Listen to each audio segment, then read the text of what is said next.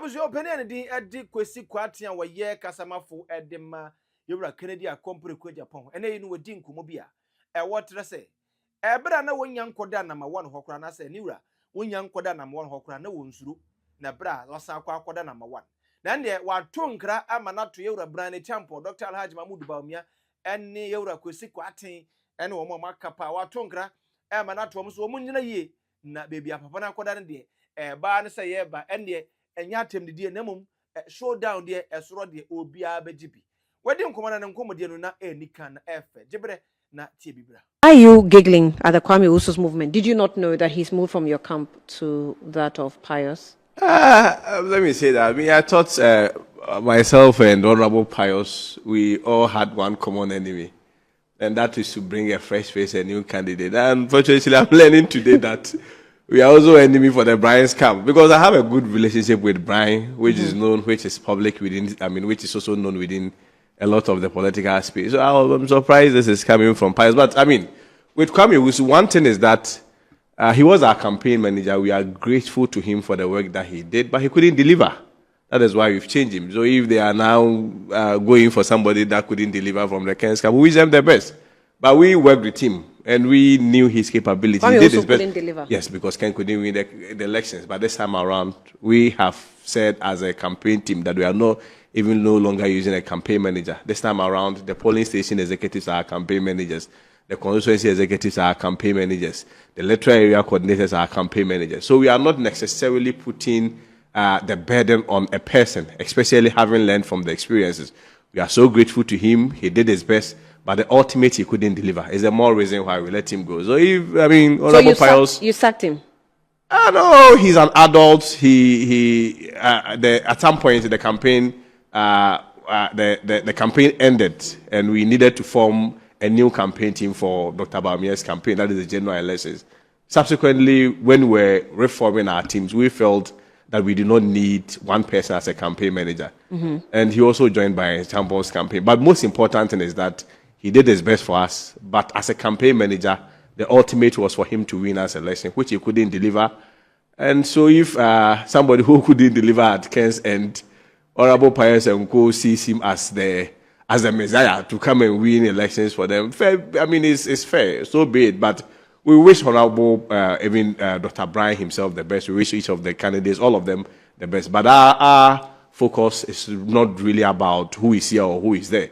If we want to talk about who has jettisoned camps, the list is there. I mean, Dr. Bryan Champo himself, at some point, also jettisoned from Dr. Bawumia's camp. Yeah. Dr. Aduchu, my former boss, whom I so much respect, also jettisoned and abandoned the boat from Dr. Bawumia's camp. I mean, speculatively, all of you have heard that Ronaldo is no longer with Dr. Bawumia. So I'm not sure the conversation is really about who is... Ronaldo? Yes. Oh, you put it right, speculatively. Yeah, speculatively. Who moved from this, because it's not confirmed. Yeah. Who moved from that camp or who moved from this camp. And most importantly, and you agree with me, that because Honorable Dr. Bryan is also a new candidate, certainly he's going to take from or draw from the existing camps, which predominantly were the Bawumia and the Ken camp. Okay. But the good thing is that out of any 10 that he takes 8 from Dr. Bawumia and maybe 1 or 1.5 from Ken. So it's good for us. Is that the analysis you've done? I mean, that's the observation that is going around, and I'm sure you may also subject it to your own scrutiny. But we are very confident that even Bryan's introduction into the race and how he's making the inroads in the Bawumia camp is really giving us an edge. Yeah. It did. It's the reason why I say that maybe... Pius is also laughing. Pius, do you have something to say to what he said? May I seize the moment? I see the moment to compliment my senior on his smartness. He's looking sharp in the studios. Yeah. However, I have to disagree with him on who should bear ultimate responsibility on the failure of the Honorable Kennedy Agyapong to win the primaries of 2023. I think that ultimately the responsibility falls on the shoulders of Honorable Kennedy Agyapong to shift that blame to somebody who was not on the ballot, somebody whose vision was not at issue, somebody whose plan was not at issue, but a staff, an administrator, a programmer, a mobilizer for me will be quite unfair. If anybody should be held responsible for Honorable Kennedy Agyapong's failure in 2023, I guess that it should be Honorable Kennedy Agyapong himself. But having said that, we have good relationships. Not just, he doesn't have just a good relationship with my principal, the next flag bearer, Dr. Bryan Agyapong. He has excellent relationships with me or I with him. But at this point, I think that the facts, we must articulate the facts. It's not personal at all. And I have nothing against the Honorable Kennedy Agyapong. And like Bryan Agyapong says, when and not if, when he becomes flag bearer and ultimately president, the likes of Dr. Bawumia, Kennedy Agyapong and co, they will play prominent roles in moving Ghana forward. So it's not personal at all. So with what Kwasi Kwarteng is saying, what role, maybe I would say, that he could not live up to expectation when he was with the Kent's camp, what role is he playing, apart from going this afternoon to do the balloting for you? What role is he playing in your camp? And are you sure that he can deliver? Well, the person who is ultimately responsible in any campaign, there's a campaign who have staff, a campaign who have a manager, a campaign who have a spokesperson and so on. But the vision bearer is the man at issue. And so the leadership is coming from the Venerable Dr. Bryan Agyapong. All of us who work with him, we work up to him, and we are led by his vision and his aspirations and so on. Mr. Kwame Owusu is a colossus in our body politic. Everybody knows that. He has enormous experience. But for the moment, he is campaign advisor. We run stuff by him. We take his input, he advises. But at the end of the day, the candidate has to be responsible for every move that the campaign takes. We take him seriously. He's a very, very serious person. Kwame Owusu is a very, very serious person. And we are confident that his involvement has added to our campaign. I think Kwasi disagrees with you. If you listen to what Honorable Pius is saying, he seems to even raise Kwame Owusu even higher than the candidate. Bryan is a fantastic guy, strategic, a goal chaser. I mean, very apt to the task that he's doing. But it appears he's even trying to even raise the capabilities I'm not of. sure. That's what he's doing, because I thought he would even promote. That's not fair. That's not true. I thought he was even going to promote Dr. Bryan more than Kwame Owusu. Dr. Bryan will not be happy with you. No, that you are promoting his campaign advisor more than him. I see. Kwego, I see what you are doing, but I make the point again that Dr. Bryan Agyapong is the one in charge. He's a candidate. We are led by his vision. He gives guidance. Yes, we receive input from the likes of Kwame Owusu, who is a colossus in the Ghanaian politics and in the NPP politics, no doubt about that. And he has added to our campaign. But it is the man of the moment, Dr. Bryan Agyapong, who is firmly in charge. It is his campaign. And that is why I regret that you are shifting blame to Kwame Owusu for the failure of the Kennedy campaign in 2023. If anybody has to bear responsibility, it should be Kennedy Agyapong and not Kwame Owusu, who was merely a staff of the campaign. Annie. Let me just pick your mind. Let's go straight into the balloting. So your candidate, Dr. Bryan Agyapong, has picked number 2. And we know that in politics, the numbers also mean a lot to you. Have you done some numerologies on the numbers, coupled with what analysis are going? Yes. What exactly do you think? Do you like the number you've picked, and how does it add to your campaign?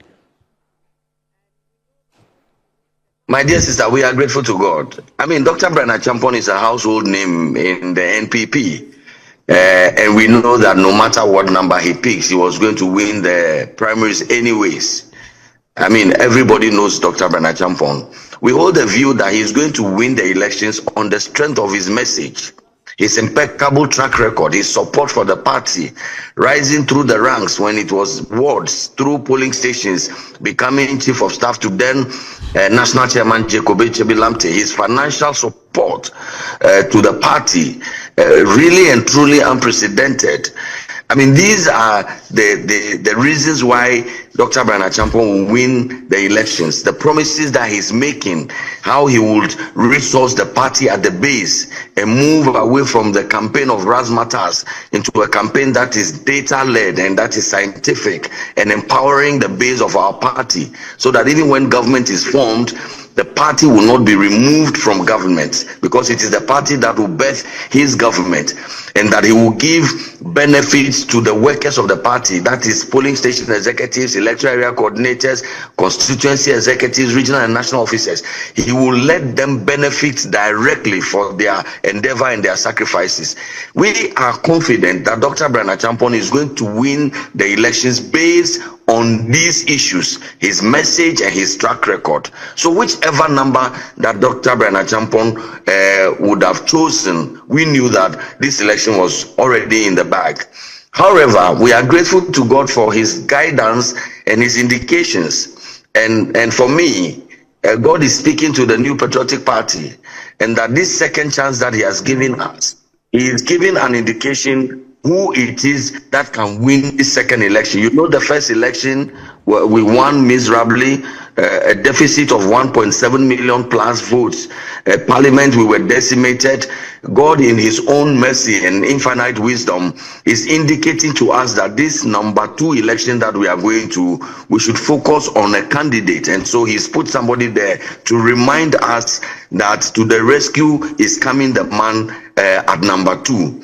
Again, any honest observer of our politics will admit that there is some amount of tension and factionalism, if you may, in our party. You recall the showdowns and then the accusations that somebody was responsible for our defeat in the 2024 elections. I believe that the Lord Almighty does not want a repeat of showdown and wants a unified and united party come clear on that. Execute. Come clear on that. Are you accusing? I will. I will. Mm-hmm. I will. I'm not accusing it. I'm just saying that if you see that God has placed the good Dr. Bryan Agyapong between the likes of the venerable Dr. Mahamudu Bawumia and the venerable Kennedy Agyapong. One is sitting to his left and one is sitting to his right. God's indication to the New Patriotic Party is that he has given us a Joshua that will bring the Moses and the Aaron camps together, so that we can forge a united front to be able to execute a decent campaign in 2028. And so for me, it's not too much about where one is, but we are grateful for such signals and indications from the Lord. Being that one, this is a second chance election, and there is a savior that God is giving to the New Patriotic Party, and so we should look at the number 2. And again, that Dr. Bryan Agyapong is sitting right there in between the former Vice President and former flag bearer, Dr. Mahamudu Bawumia, and the Honorable Kennedy Agyapong. And he will be the person to unify the ranks, bring all the support bases of the two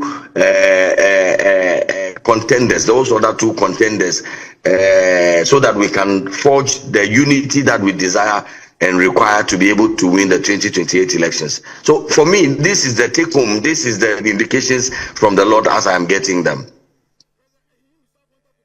Akuzi. You are two.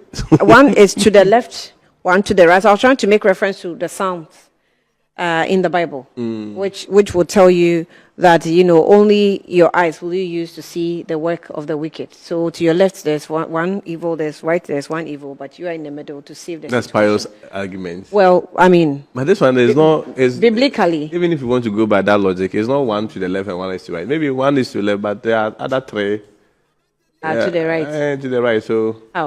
Oh, because you picked one. So Dr. Bryan Agyapong picked number 2, right? Mm-hmm. Then number 3 is Dr. Bawumia. Bawumia, yes. 4, Dr. Duchum. Kwame Agyapong 5. So per extension of the logic that Pius is advancing. If you go by that same logic. Is one here and 3 there. Even if you want to put Dr. Bryan in the middle, still be 1 here and two down. But anyway, that's not for me. That I mean, yes. Yeah. I see the point you're making, but I referred to the situation and the tensions and the factionalism. You know that when we speak about these issues, we can excuse the likes of the good Dr. Educhum and Kwame Agyapong. They historically have not been part of the tensions that you and I are both aware of. Okay, so you unite Ken and Bawumia's campaign, leave those two. Absolutely, But those two, absolutely. The others will come they along won't be naturally. needed. Being in the middle neutralizes the space. They will come along naturally. They will After come along uniting the naturally. two. Okay. Anyway. I don't know what you're trying to do. No, it's fine. I mean, it's the job we find ourselves. At some point, you have to always create the correlation and linkage. I mean, we all do it. And he's done it so perfectly. I was surprised that he elected two senior members of the party, elected to ignore them, and said those people will naturally come on board. we wish you all the best that after everything. But I mean, the most important thing is that the numbers do count, especially in terms of the visibility, marketability of the candidate relative to the number on the ballot. When you have one, it makes it quite easy. Or your number one, though, people are able to recall, it sticks in their memory, even in terms of people randomly going to the ballot to vote, to cast their vote. Certainly, there's no way you mix the person on the number one. So, in terms of that added advantage it gives to us. But look, Annie, we are not banking all our hopes on numbers. No. Of course, it even goes beyond numbers. There has been men of God that have spoken several prophecies. People have even prophesied about them. One. So we were so much aware that there's a confirmation of prophecies that some of them we received in our private offices and our private capacities. Oh, you received some confirmation that you picked the ballot, the ballot number one. People have prophesied about Ken going to win. People have also come to us privately to even talk about the positions just as a way of confirmation. But I'm saying that beyond the prophecies, beyond the numbers. I mean, numerologists may deal with numbers. We are not experts in numerology. They may want to argue there. Our focus is that beyond it giving us an added advantage, and of course, confirming what God has said, which, I mean, you and I may agree to some extent that Ken's campaign and the trajectory of his campaign appears more divine. And I agree that it is indeed divine. We are not going to bank all our hopes on the numbers. We are going to the over 200,000 polling station executives. And I assure them of two basic things. That one, in 2028, you are going to win power for them. And the second is to create jobs for Ghanaians and, of course, the teeming youth that are almost living in despair. A lot of the teeming youth, despair has not just become a movement, it's almost become a way of life. And Ken is going to make sure that he corrects it. We are not so much interested in who is in the middle or who is in the bottom and is going to unite what. At the end of the day, we all pledge our commitment that whoever comes out of this process victorious, as a party, we've done it again. We've done it before, and we'll do it again. The history has always guided us that the MPP, after every election, we come together with one accord and prosecute the mission ahead. And I'm very confident, and I've always maintained every platform that I go. I stated very clearly that in the spirit of revival, after 16 years of, a certain type of leadership or category of persons having the opportunity to lead our party. We believe that they've done their best for the party. But even in the spirit of revival, party cohesion, party unity, we need a new face. And of course, needing a new face is, you also have to look at what the people want. Annie, pick your camera. Let your producers go to the market. People will tell you that if Kennedy Agyapong comes, they will vote. If you go to schools, if Kennedy Agyapong comes, they will vote. The business community. You see, a lot of Ghanaians have so much trust and confidence in the candidate and personality of Kennedy Agyapong. And that, for me, is his trump card. But the Bawumia can boast of saying that they also take cameras elsewhere and they will tell you we want Dr. Bawumia. No, but the evidence doesn't support that. The last election lost 199 constituencies, 72.4 rejection rate. Out of about 9 regions, as I speak to you. You're talking about the main elections? Yeah, the main elections. Yes, but we're talking about the party election. No, but at the end of the day, if you win the party elections and the people are going to reject you again, it's just like boasting of a rich ideas when you can't even win power. How are you going to implement those ideas? But how sure are you that Kennedy Agyapong can win, can win elections if he wins on a ticket of the MPP? No, you see, even when you are conducting research, one of them is by observation, and you also do an objective man test randomly.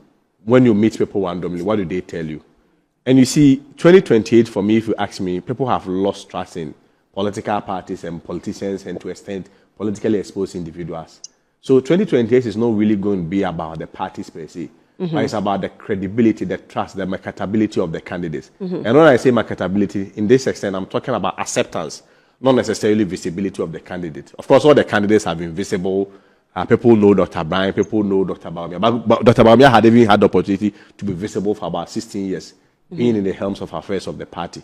But in terms of the acceptability is the trust, the premium, the credibility, the track record that we've built over the years. And of course, juxtaposing that with the current challenges that confront us as a country has always been unemployment. People need jobs. We'll talk about the World Bank statistics, which is projection that in 10 years, there's going to be about 1.2 billion job seekers, which about 800 million of them is not going to be existent. Certainly, we have to realign, we have to rethink, we have to reimagine how we are going to do with our governance system in terms, if we indeed want to develop. And I tell you that if we speak to majority of Ghanaians, comparing or juxtaposing to the current challenges that confront us, which is job creation, a lot of people believe that Kennedy Agyapong has the track record, especially when he delivered in his private capacity, establishing or building a lot of businesses, recruiting about 7,000 people in that number of years that he's built businesses. He has a track record, he has a credibility, and people have so much confidence in him. So that gives me that assurance, especially when NDC is also even going to present a new candidate. Chances are that if you are being very objective and reasonable, chances are that you'll be a general or the man who likes to jog, the current chief of the current chief of staff, the current chief of staff, Julius Zebra, Honorable Julius Zebra. He doesn't like to jog. But every weekend, you've not seen it. He likes exercising. Yes. But he'll be jogging. They are not physical, I'm saying they are jogging. But that's by the way. Chances are that the two of them are going to appear on the ballot, each one of them.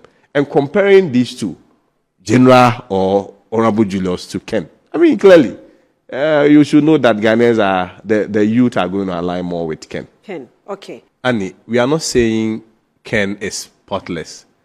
Neither are also saying Ken is a saint. Our argument is that he is a human being. He has strength. He has shortcomings, just like all of us. But even in spite of what shortcomings that we may attach to him based on the side that we want to look at, still we can still capitalize on them and still use to develop our country. If it has to do with character traits or the references that she made, I mean, people have also been referring to his candidate as a weak candidate, even though they may say that he is humble. But if you juxtapose, for instance, with what happened in the last elections, EC had given a space of 72 hours to make a declaration, if you recall. In less than 24 hours, his candidate made a declaration, obviously, to look good and abandon the rest of the MPs. This is what even John Mahama even didn't do in 2020. So we are going into a crucial election. If you want us to narrow the conversation to character of candidates, then I want to remind her that we need a strong candidate for 2028. We do not need any candidate who, in his attempt to look good and appear good for his next election, will abandon the ship in the middle of the ocean. That's what we are doing. For the safety of the whole nation. No, you see, let me tell you, even though it sounds like a reason, it's an excuse. When Mahama held onto his feet and protected his MPs till the election was finally called by the Electoral Commission, did the country burn? Well, I'm not sure Ghana will burn anytime soon. What Dr. Bawumia did then, by that decision, is what even emboldened some of these NDC tags to go to the coalition centers and cause those disturbances. So if there is anything at all, the argument should rather be that he is the one that actually increased and deepened the chaos. So they shouldn't go there. You are talking about character. And Kennedy's character causes. The DDEP, was it Kennedy's character? You picked dollar from 1 to 4 from President Mahama. President Mahama 1 to 4. You took it from 1 to 17. Did Kennedy's character cause that? When Kennedy was complaining that you should take care of party people, did Kennedy's character cause that? What about the NAPCO people that you failed to pay for about 2 years? Did Kennedy's character cause that? So if you want us to have a very sound argument or sound debate, let's talk about what people are going to do. But to draw in people's character, Kennedy is there and we are going to play his videos. Who doesn't have a video? Politics is about projection. It's about brand. It's about PR. Your candidate has done it so well. But we are saying that it's about time that we don't have to let anybody define who a presidential material is for us. Kennedy is assertive, he is bold, he is fearless, he is courageous. You can call him temperamental, we don't care. But we are saying that Kennedy is just overly passionate about getting results. It is better than a candidate who appear, I'm humble, and give us the worst results ever. Out of 276 constituencies, we lost 199 of them. As I speak to you, there are 9 regions that we just have 5 seats out of 98. 4. Abusha when in some way you Kwasi Kwarteng what the two ja ebra you Kennedy company ko Japan we you one na wo mu gu ahombo so a wo mo eba be ko campaign na nkoma wodi ye na me de bi aba be som no kire se number 1 ho no e tro my Ghana bibi e tire ne pipi biribi o e tire delegate ne biribi wo mo emfa nkwa adwendwenu na wo mo hunu se number 1 ho no e ho na nkunimdi e wo aha e solid tv wo ba so na so kire wadwenu me di